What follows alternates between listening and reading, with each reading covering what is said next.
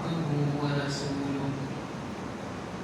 بندائے پروردگارم امت احمد نبی دوست دار چار یارم تابع اولاد علی مذہب حنفی دار ملت حضرت خلیل خاک پائے غوث اعظم زیر سایہ ہر ولی صدیق عکس حسن کمال محمد است فاروق ذل جاو جلال محمد است عثمان ضیاء شمع جمال محمد است حیدر بہار باغ خصال محمد است مصطفیٰ جان رحمت پہ لاکھوں سلام شمع بزم ہدایت پہ لاکھوں سلام فتح باب نبوت پہ بے حد درود ختم دور رسالت پہ لاکھوں سلام سیدہ ظاہرہ طیبہ طاہرہ جان احمد کی راحت پہ لاکھوں سلام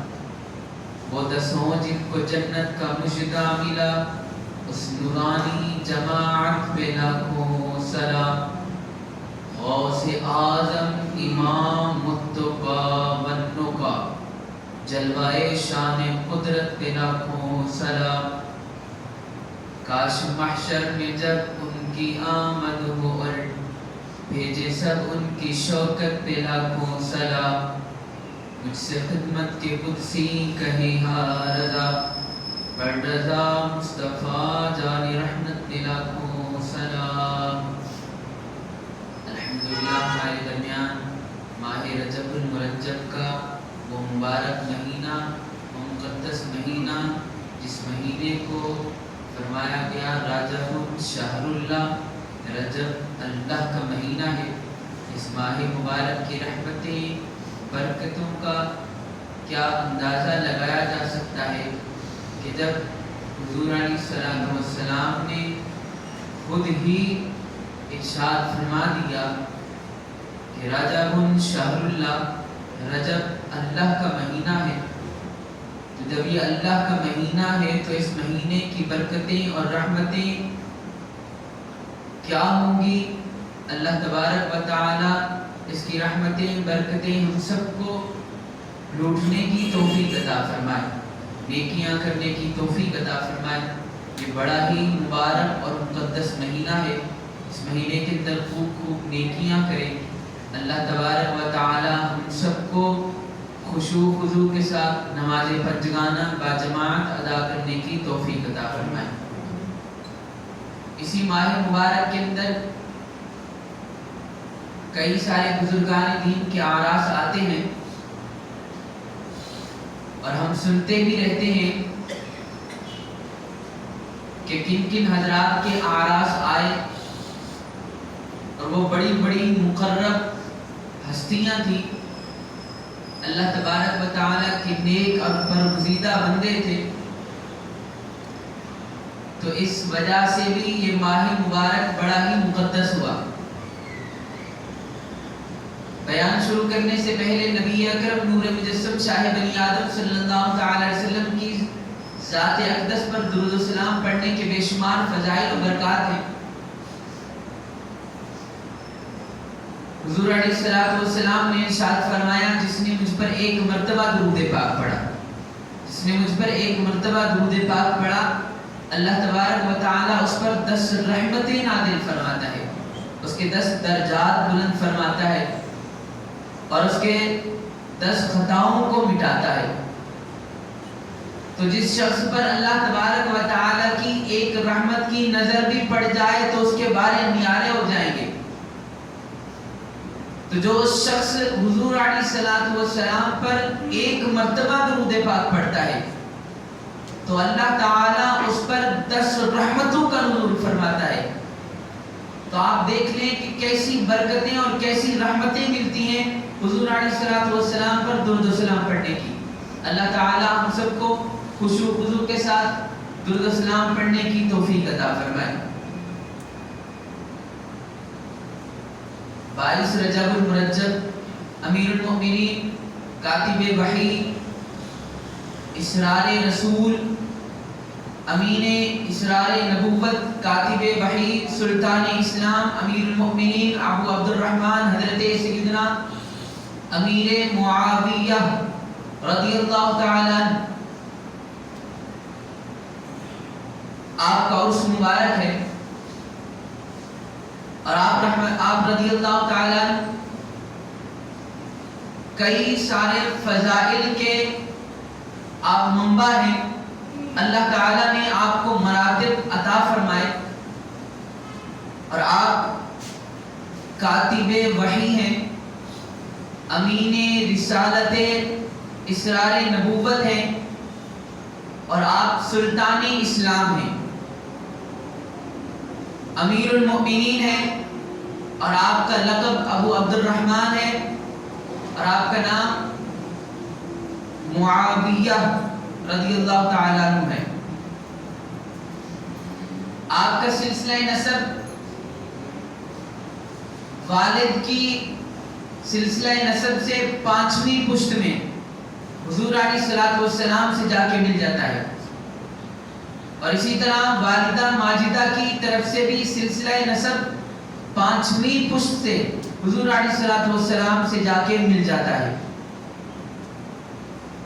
تو یوں حضرت امیر معاویہ رضی اللہ تعالیٰ عبد مناف میں جا کر یہاں تک آ کر حضور علیہ الصلوۃ والسلام سے ان کا نسب مل جاتا ہے. تو حضرت امیر معاویہ رضی اللہ تعالیٰ آپ حضور علیہ الصلوۃ والسلام کے قریبی یعنی اہل قرابت میں سے بھی ہوئے اور آپ کو یہ بھی شرف حاصل ہے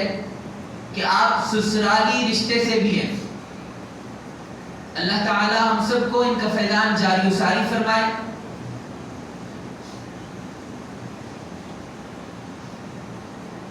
آپ رضی اللہ تعالی کاتب وحی تھے اور حضور علیہ الصلوۃ والسلام کے کاتب مخطوط بھی تھے. جہاں خط بھیجنا ہوتا تو آپ لکھا کرتے تھے. اور حضرت عبداللہ ابن عباس اور حضرت ابو سعید خدری رضی اللہ تعالیٰ جلیل القدر صحابی آپ سے روایتیں بیان کیا کرتے تھے. اور جب آپ کے بھائی کا انتقال ہوا اور وہ شام کے اندر امیر تھے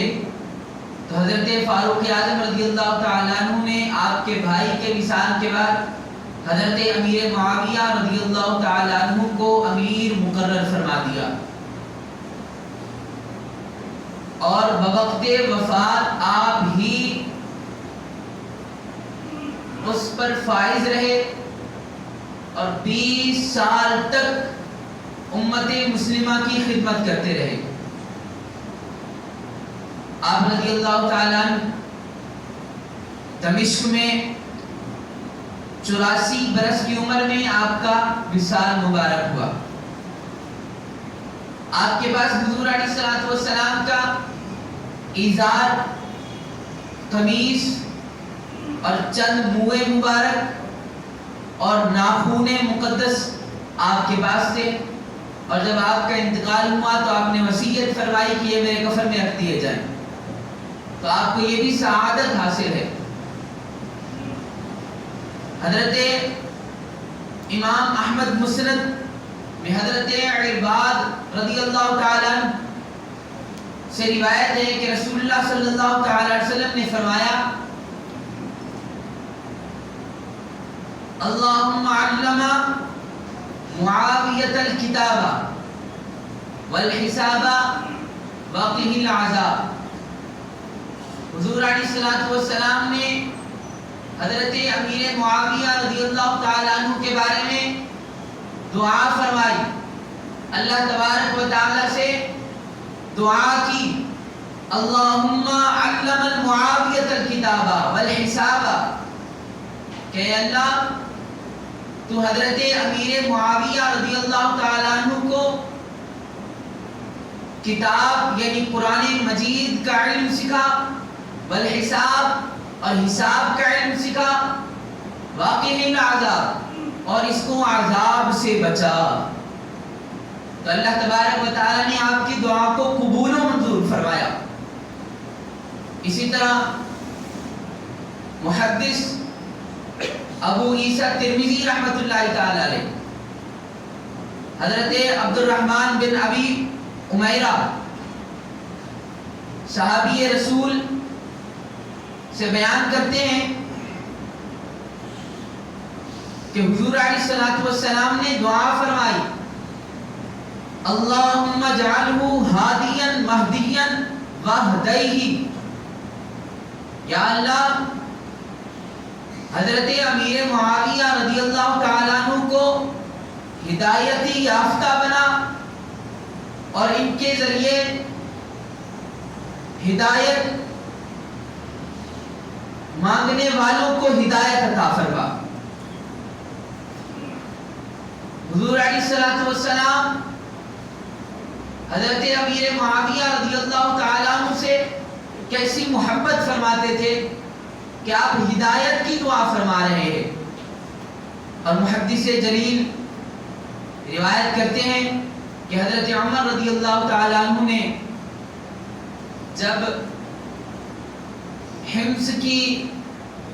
ولایت حضرت عمیر رضی اللہ تعالیٰ عنہ سے لے کر حضرت امیر معاویہ رضی اللہ تعالیٰ عنہ کو عطا فرمائی، تو لوگوں نے یہ کہنا شروع کر دیا کہ حضرت عمر نے حضرت عمیر سے خلافت لے کر حضرت امیر معاویہ رضی اللہ تعالیٰ عنہ کو دے دی۔ تو جب حضرت عمیر رضی اللہ تعالیٰ عنہ کو یہ خبر ملی کہ لوگ اس طرح کی باتیں کر رہے ہیں،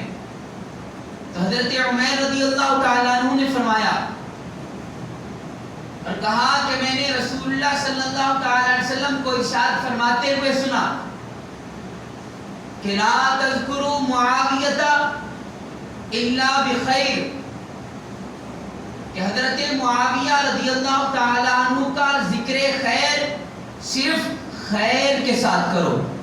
لا تذکروا معاویۃ الا بخیر، کہ حضرت معاویہ رضی اللہ تعالی عنہ کا ذکر صرف خیر کے ساتھ کرو، اچھائی کے ساتھ کرو۔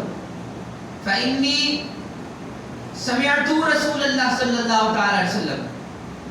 میں نے رسول اللہ صلی اللہ تعالی علیہ وسلم کو فرماتے ہوئے سنا، اللہم اہدی،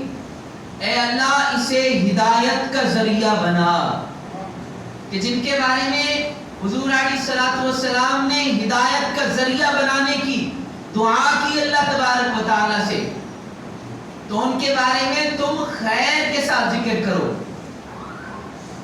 اور حضور علیہ الصلوۃ والسلام کے ساتھ آپ نے جنگ حنین میں بھی شرکت فرمائی۔ حضرت امام جلال الدین سیوطی شافعی رحمۃ اللہ تعالی علیہ حضرت امیر معاویہ رضی اللہ تعالی عنہ کی جنگ حنین میں حضور علیہ الصلوۃ والسلام کے ساتھ شرکت کو بھی ذکر کرتے ہیں کہ آپ نے حضور علیہ الصلوۃ والسلام کے ساتھ جنگ حنین کے اندر جہاد کیا، آپ کو یہ مقام اور مرتبہ حاصل ہے۔ اور جب حضرت عبداللہ بن مبارک رضی اللہ تعالیٰ عنہ سے پوچھا گیا کہ حضور حضرت عمر بن عبد العزیز رضی اللہ تعالیٰ افضل ہیں یا حضرت امیر معاویہ رضی اللہ تعالیٰ، تو حضرت عبداللہ بن مبارک رضی اللہ تعالیٰ عنہ نے بڑے جلال کے ساتھ فرمایا کہ غبار دخل فی انف الفرس معاویۃ حین غزا فی رکاب رسول اللہ صلی اللہ تعالی علیہ وسلم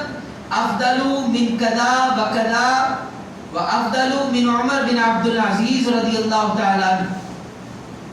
حضرت عبداللہ بن مبارک رضی اللہ تعالی عنہ نے ارشاد فرمایا جب حضرت امیر معاویہ رضی اللہ تعالی عنہ حضور علیہ الصلوۃ والسلام کے ساتھ جنگ میں شریک تھے اور اس جنگ کے اندر جس گھوڑے پر آپ سوار تھے اور اس گھوڑے کے اندر اس جنگ کے دوران جو گرد و غبار اس کے ناک کے اندر جاتی تھی،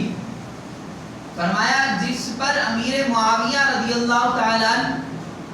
گھوڑے پر سوار تھے، اس گھوڑے کے اندر جو گرد و غبار اڑ رہی تھی، فرمایا وہ گرد و غبار افضل من کذا و کذا،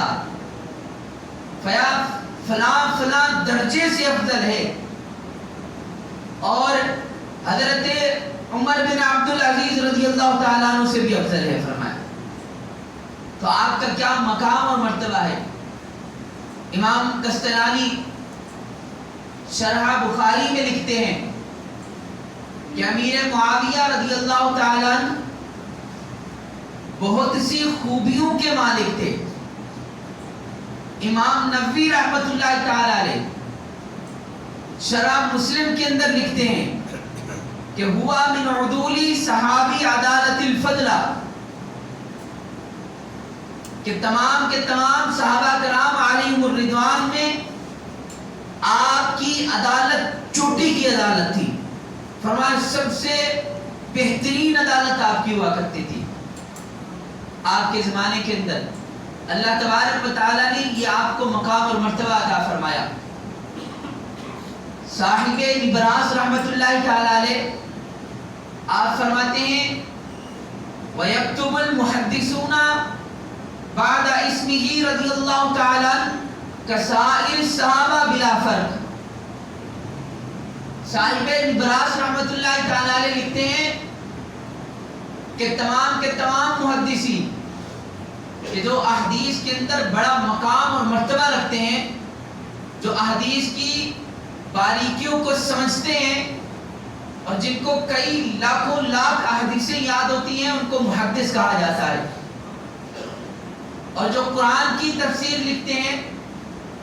اور بڑے ہی پائے کے عالم ہوا کرتے ہیں،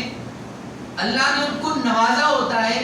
تو فرمایا جو قرآن کی تفسیر لکھتے ہیں اس کو مفسر کہتے ہیں، اور جو حدیث کے اندر بڑی مہارت اور مرتبہ رکھتا ہو، مقام رکھتا ہو، تو فرمایا اس کو محدث کہتے ہیں۔ تو صاحب نبراس رحمۃ اللہ تعالیٰ علیہ لکھتے ہیں کہ تمام کے تمام محدثین نے حضرت امیر معاویہ رضی اللہ تعالیٰ عنہ کے نام کے بعد رضی اللہ تعالیٰ عنہ لکھتے تھے۔ جب بھی حدیث مبارکہ آتی تو رضی اللہ تعالیٰ عنہ لکھتے تھے۔ فرمایا جیسے تمام صحابہ کے ساتھ لکھتے تھے، اسی طرح حضرت امیر معاویہ رضی اللہ تعالیٰ عنہ کے ساتھ بھی لکھتے تھے، اور بلا فرق لکھتے تھے۔ فرمایا کوئی فرق نہیں کرتے تھے۔ اللہ تبارک و تعالی ہم سب کو تمام صحابہ کرام علیہم رضوان سے محبت کرنے کی توفیق عطا فرمائے۔ ایک روز شفیع روز جزا، شفیع امت حضور علیہ السلام حضرت ام حبیبہ رضی اللہ تعالیٰ عنہ، ام المؤمنین حضرت ام حبیبہ رضی اللہ تعالیٰ عنہ کے پاس تشریف لائے اور دیکھا کہ حضرت ام حبیبہ رضی اللہ تعالیٰ عنہ آپ اپنے بھائی کو کنگھی کر رہی ہیں۔ تو حضور علیہ السلام نے فرمایا اے ام حبیبہ رضی اللہ تعالیٰ عنہ، کیا تو اپنے بھائی معاویہ سے محبت کرتی ہو؟ تو حضرت سیدتنا ام المؤمنین ام حبیبہ رضی اللہ تعالی عنہا نے عرض کی یا رسول اللہ کیوں نہیں، یہ تو میرے بھائی ہیں، میں ان سے محبت کیوں نہیں کروں گی؟ تو حضور علیہ السلام نے فرمایا اللہ و رسول بھی معاویہ سے محبت کرتے ہیں۔ ہمیں بھی چاہیے کہ تمام صحابہ سے، تمام اہل بیت سے، حضور علیہ السلام سے اور تمام اولیاء کرام سے محبت کرنے کی توفیق عطا فرمائے۔ اپنے بچوں کی گھٹی کے اندر یہ ڈال دینی چاہیے صحابہ و اہل بیت کی محبت۔ اللہ تبارک و تعالی ہم سب کو حضور علیہ السلام کے تمام صحابہ سے محبت کرنی چاہیے، اور میرے آقا اعلی حضرت امام اہل سنت امام احمد رضا خان علی رحمت الرحمن کیا خوب ارشاد فرما گئے. فرمایا حق بدست حیدر کرار، فرمایا حق بدست حیدر کرار، لیکن امیر معاویہ بھی ہمارے سردار، ان پر طعن و تشنیع کار فجار. اور فرمایا جو حضرت امیر معاویہ رضی اللہ تعالیٰ عنہ کو برا بھلا کہتا ہے، فرمایا وہ جہنم کے کتوں میں سے ایک کتا ہے. تو اللہ تعالیٰ ہم سب کو تمام صحابہ سے محبت کرنے کی توفیق عطا فرمائے. امیر اہل سنت بانی دعوت اسلامی نے ہمیں کیسی محبت سکھائی، ہمارے بچوں کے اندر کیسا شعور پیدا کیا کہ انہوں نے نعرہ لگوایا ہر صحابی نبی جنتی جنتی. بڑے شوق اور محبت سے لگا دیا بھی ایک مرتبہ ہر صحابی نبی جنتی جنتی، ہر صحابی نبی جنتی جنتی. الحمدللہ اس جمعرات اس ہفتے کو مدنی مذاکرہ ہوگا، اور اس مدنی مذاکرے کے اندر حضرت سیدنا امیر معاویہ رضی اللہ تعالیٰ عنہ کا اور سے مبارک بھی ہوگا. اور ایک اور بڑی سعادت کی بات کہ اس مدنی مذاکرے کے اندر ختم بخاری شریف بھی ہوگا. علماء نے لکھا قرآن کے بعد سب سے افضل ترین کتاب روئے زمین پر قرآن، سب سے افضل ترین کتاب قرآن، فرمایا اس کے بعد روئے زمین پر سب سے افضل ترین کتاب فرمایا بخاری شریف ہے. اللہ تعالی ہم سب کو اس محفل کے اندر، اس مدنی مذاکرے کے اندر شرکت کی سعادت نصیب فرمائے. آمین بجاہ النبی الامین سنت ادا.